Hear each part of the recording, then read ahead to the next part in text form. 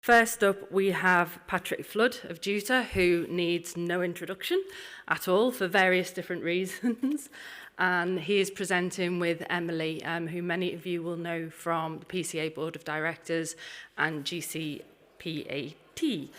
So they're looking at risk mitigation, a real-time case study. So if you'd like to welcome them to the stage.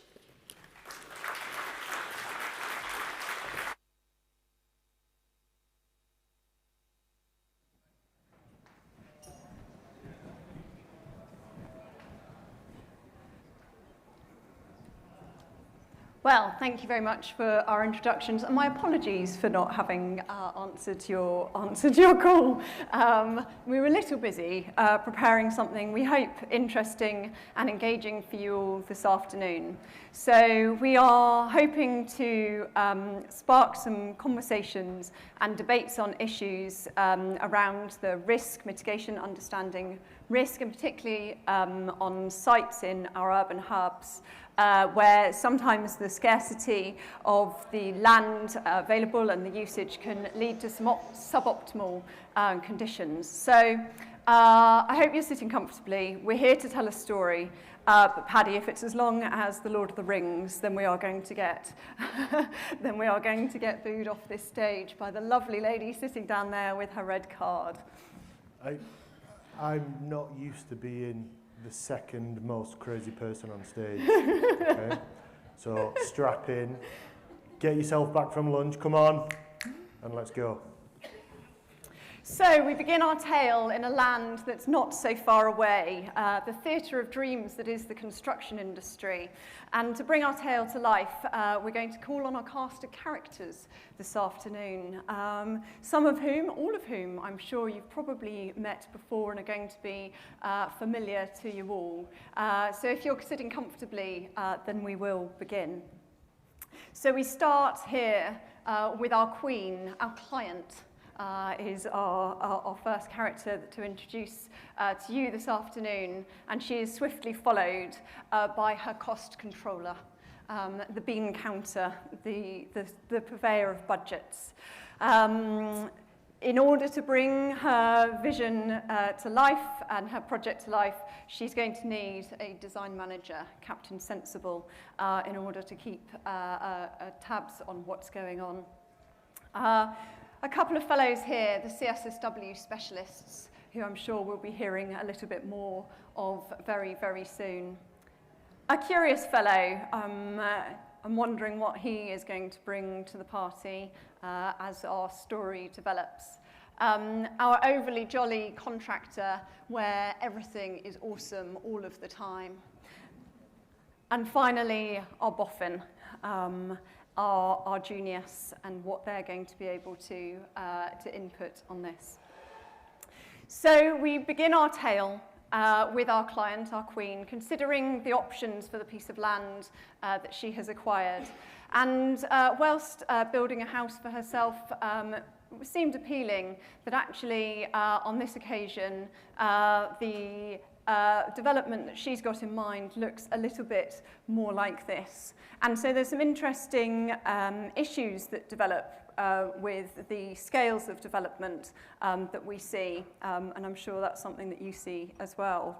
Yeah, I think it's a poignant point to pause on, is that when we are developing a small residential house, we have limited information. We're often basing our assumptions on the lack of information and worst case scenario, whereas when we have a large commercial development, we have a lot of available information. So we're expecting to see desk studies, full site investigations, far more information where we can make some very defined decision choices based on those boundary conditions.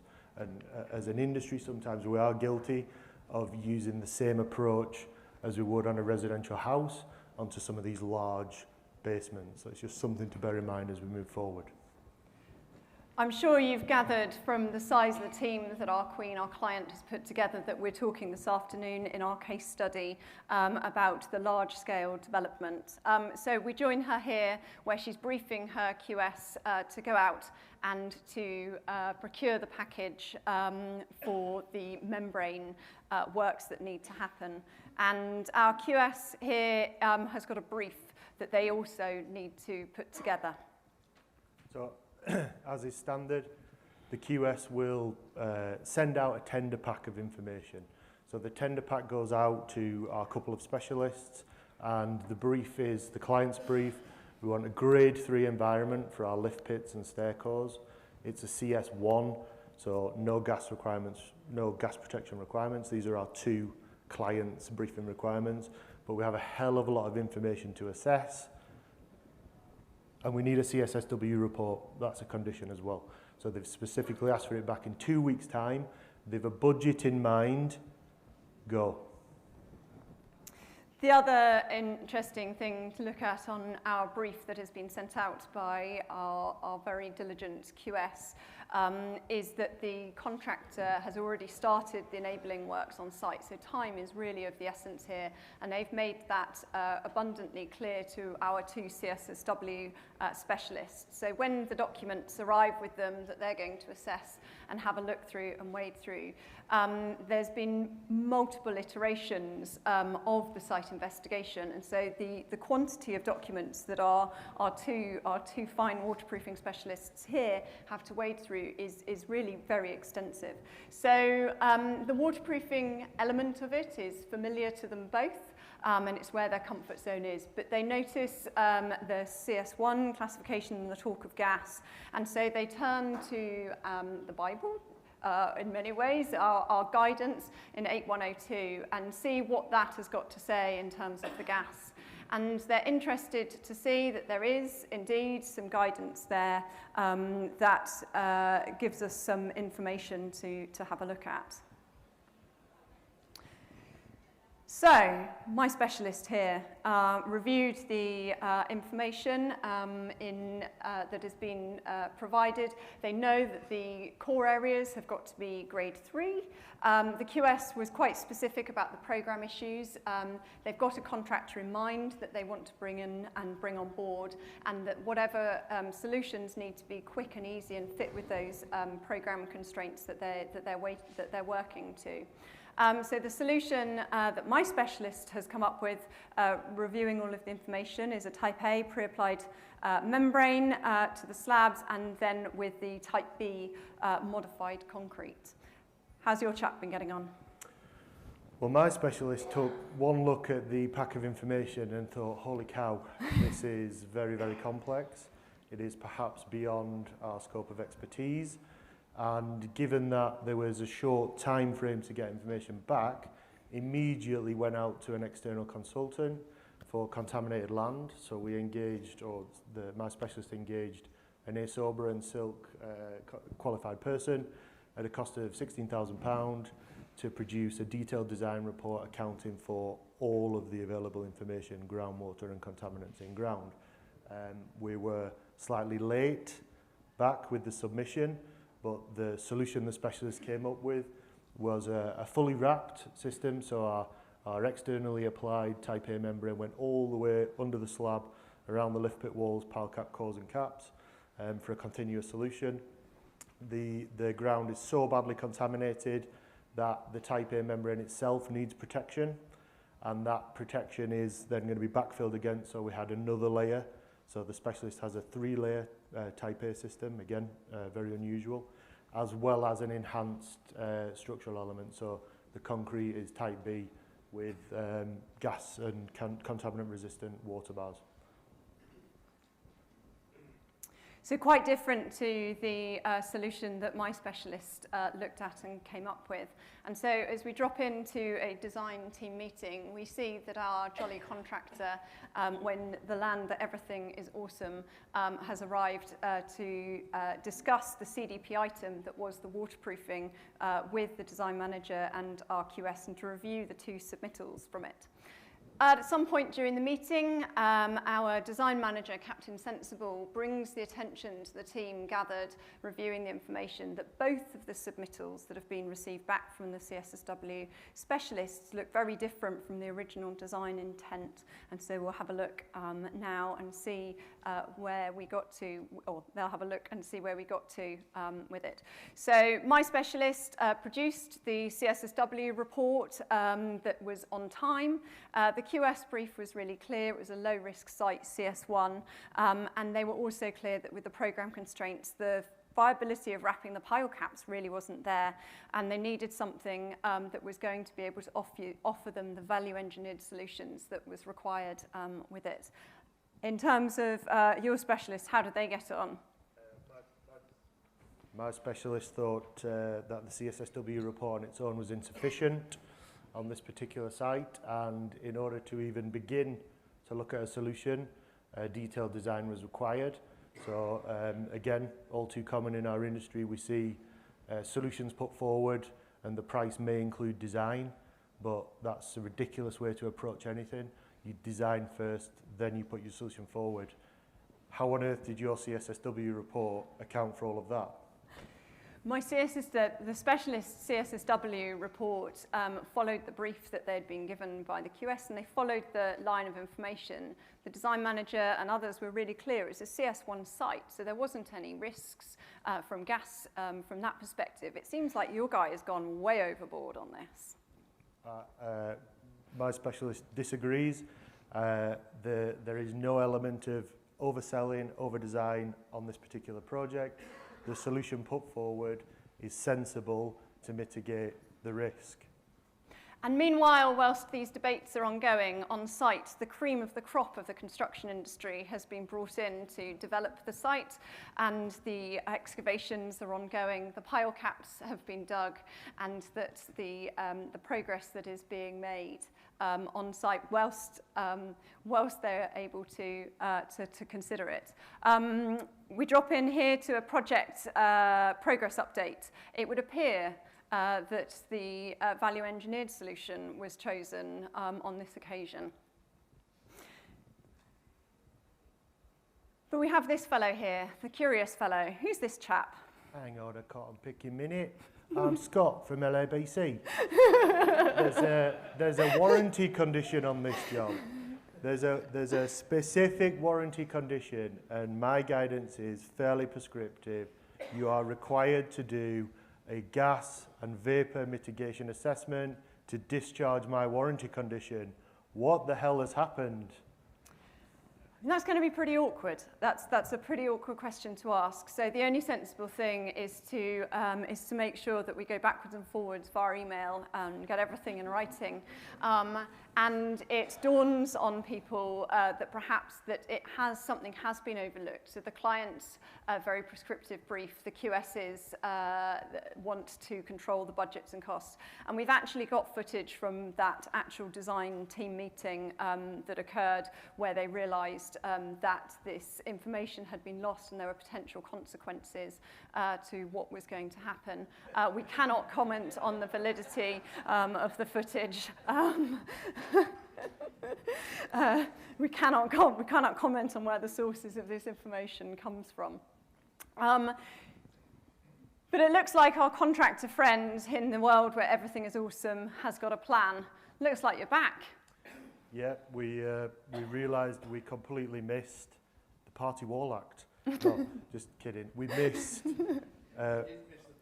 didn't miss it. We missed all of the free-phase contamination in the ground and that huge benzene plume that's below site. So, we need to have a look at this again. So what's the plan? We're going to bring in someone else? I think we need to bring the boffins in. And so a design team meeting, a client meeting is held, and the boffin comes in and explains exactly what's gone on to our project team, which is? So on this particular site, the boffin identified that the groundwater table was actually not low, but just sat below the base of the ground bearing slab, which means the pile caps and cores are all sat in the groundwater table, and in that groundwater is free-phase NAPL, so that's non-aqueous phase liquids, which are contaminants that sit in the groundwater, don't dissolve in the groundwater and move around with the groundwater, and they can then diffuse through the concrete, vapour off gases into the lift pits and the stair cores, and these lift pits and stair cores are like huge chimneys that go right through the centre of this 7-storey structure. So all of your vapour and and contaminant is entering the building and is being pumped all the way up through the structure. So every single floor, every single unit in that structure is suddenly at risk of having elevated levels of VOCs and hydrocarbons, these are obviously hazardous to human health. So what we should be looking at is a solution which fully protects the routes of entry for those contaminants. Boffin recognises that because the groundworker is so clever and has just cracked on and poured all the concrete for the cores and the lift pits, that it is now impossible to provide a solution which is continuous. So there is an element of risk which will remain unmanaged, which the client will now have to accept because the solution put forward is effective part remedial, part new build solution. That new build solution includes a welded external type A membrane, which is modelled, so we use vapor diffusion modelling using the values of the membrane to ensure it's mitigating the risk. Not all vapor membranes are the same, like it's not my membrane stops vapor, mine doesn't. They will all have various degrees of resistance, so it needs a bespoke site assessment. We need to protect that membrane as well. So that vapor membrane on its own, if left in contact with the aggressive ground, will deteriorate over time. So there are conditions in building regulations that these materials have to have a design service life of at least 60 years. So we're expecting that material to perform a function of a VOC barrier for an unmaintained period of at least 60 years. So we need to protect it. So we use another welded membrane to prevent that vapor barrier coming into contact with the chemicals, and to ensure that that level of protection is not damaged during the backfill process, we're going to protect that as well. So we have a third layer of protection board. And now when it comes to the internal, the concrete, the water-resistant concrete with the Type B additives already cast, but it does not have sufficient impermeability to prevent diffusive and advective flow of contaminants in the ground coming in. So we need to beef that up. And because it's remedial, we're going to put 3 layers of a liquid membrane solution on there to bring that diffusion rate down. And that is about 99.9% sufficient. That remaining uncertainty is on you, Mr. Client, because you cracked on without design being in place. So, a solution is sought. It sounds expensive. It's a working solution. And of course, I accept that this might not be what you want to hear, but that is a solution that works to mitigate the risk on this particular project. So a solution was sought in the end, and as the time ticks on and the clock ticks on, we bid our cast of characters goodbye and come back into somewhere that's not quite so far away and is familiar to us. And as we consider what went on this project, and whilst it is somewhere off in Fantasyland, there are a lot of the elements to it that both of us have seen, and how easy it is to be drawn into, as a CSSW specialist in that situation, being drawn into providing a solution like my specialist was, providing a solution that met the requirements of the client's brief, so they got it back on time. A CSSW report was produced, which is what had been requested. They didn't have time, or indeed the expertise necessarily, to understand, because the NAPL contamination was highlighted within the information that was sent to them, but actually it had been done about 10 years previously in a previous phase of development or stalled development. So they read the most recent report. When my specialist put their solution forwards, they believed that the CS1 classification was enough. It meant they didn't have to consider the gas. It's the tail wagging the dog when the QS and the design team are telling you as the specialist what you need to be doing and what you need to consider. And I think, you know, where we are all able to identify with my specialist is the pressures that we all face sometimes to get that information. I think these folks have probably been listening long enough to us. I thank you very much for your time. Thank you for your attention. And with that, there's only one thing left to do, which would be to roll the credits, and so they don't have to hear us anymore talking about it. There may be some information here that you'd like to have a chat about, but thank you very much for your time this afternoon.